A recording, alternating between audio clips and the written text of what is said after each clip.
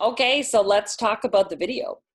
So that little video makes me laugh every single time. Miriam, you are golden. I went to Miriam with an idea that lots of us are visual learners. And again, if you've done a lot of relationship work, I've been told I talk a lot and I talk quickly.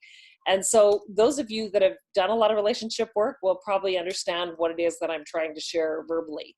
Those of you that haven't, this is a really beautiful, visual, clear way to illustrate what I talked about as the COVID hazmat suit, all of the landmines of our undigested relationship information.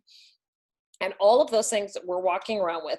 And Miriam diagrammed it as a single orange dot, just for clarity. But imagine you are wearing a white painter suit and it is covered in orange dots.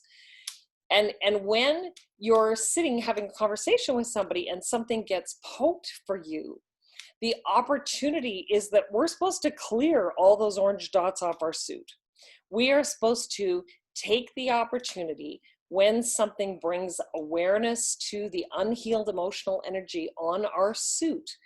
The opportunity is to stop in that moment, put your finger up that you've been triggered, and actually acknowledge the gift that the person sitting opposite you has given you. And yes, I said gift, because without someone being able to trigger you and take you back into one of those undigested emotional experiences, we can't actually access that information.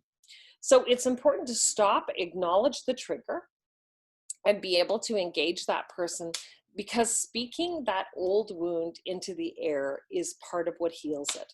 And when we talk about sort of old emotional experiences, the idea is that the old emotional experience is cold already. It happened a long time ago. So it's not hot like whatever's just gotten triggered between you and the person. And that's where we mistakenly interpret the energy around, this is actually about that person. They've done this to me. In fact, they've just shared something very neutral, which has triggered an old wound for us. And in the moment, you'll notice that the little guy, you see a little scribble projected on his body. And the symbolism of that is that I project my version of the world onto you, my filter, my truth. It may not be true for you, but that's what I've put onto you. And then when I say something, what I say is about me. What you feel about what I say is your work. That's your trigger.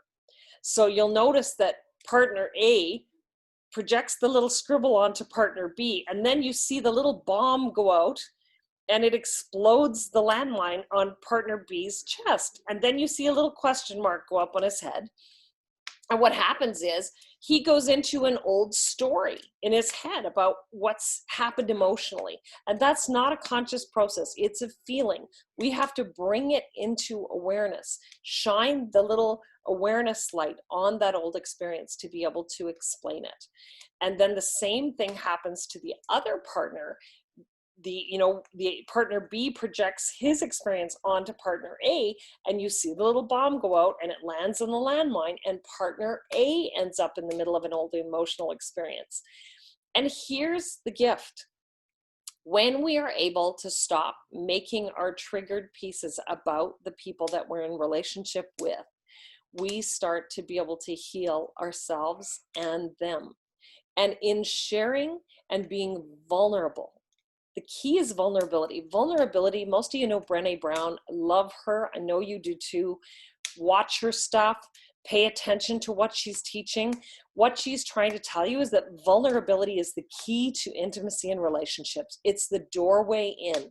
We cannot have meaningful, powerful relationships without that willingness to be vulnerable.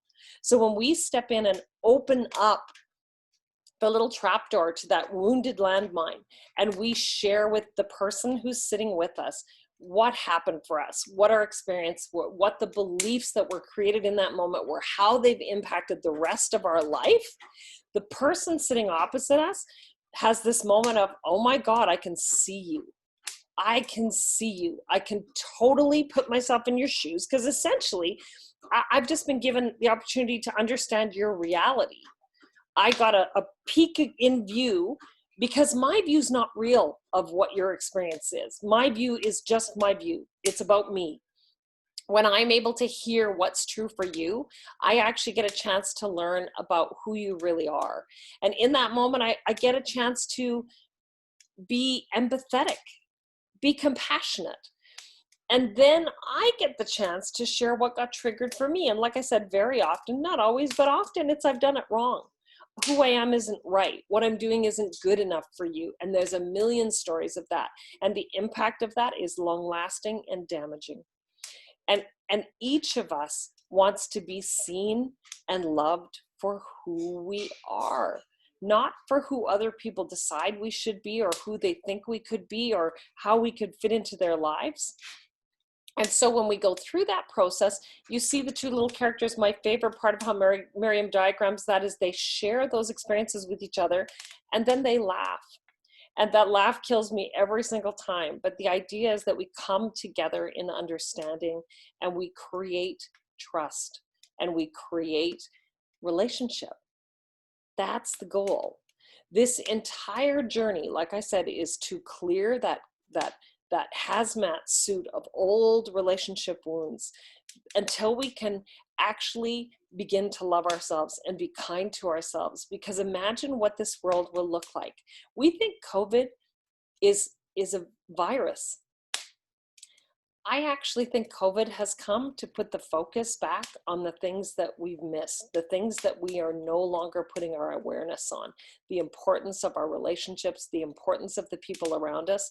The cruelest thing that you can do to humankind is isolate them. And we have to do that right now to be safe.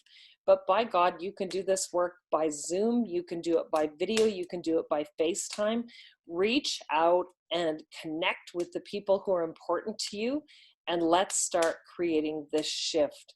Let's change how we feel about ourselves and each other. This is the greatest opportunity we're ever going to get to do this work.